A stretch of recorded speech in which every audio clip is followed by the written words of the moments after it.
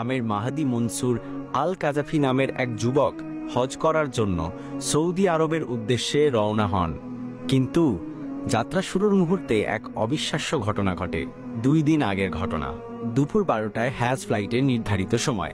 আমের ছিলেন তার দলের সর্বশেষ ব্যক্তি, যিনি মিশর হয়ে সৌদি যাওয়ার জন্য ত্রিপলি বিমানবন্দরে পৌঁছান। কিন্তু এয়ারপোর্টে পৌঁছানোর পরই নিরাপত্তা কর্মকর্তারা তাকে জানান তার পাসপোর্ট সংক্রান্ত একটি সমস্যা আছে, যার কারণে তিনি প্লেনে উঠতে পারবেন না। বাকিরা প্লেনে উঠে যায় আর আমের একা বসে থাকেন।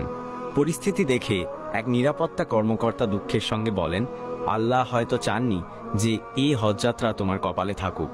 তখন আমের বলেন, ইনশাআল্লাহ প্লেনটি উড়বে না, আবার আসবে। আমার নিয়ত হজ, আমি অবশ্যই যাব। কিছুক্ষণের মধ্যেই ঘোষণা এলো এয়ারপোর্টে প্লেনটিতে যান্ত্রিক ত্রুটি দেখা দিয়েছে এবং সেটি ফিরে আসছে। কিন্তু তাতেও পাইলট আমেরের জন্য দরজা খোলেননি। দ্বিতীয়বারও আমেরকে ছেড়ে প্লেন উড়ে গেল।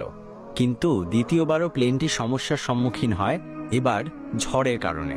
প্লেন নিরাপদে আবার মাটিতে ফিরে আসে। তখন পাইলট বলেন, আল্লাহর কসম, আমি আর উড়ব না যতক্ষণ না আমের প্লেনে ওঠেন।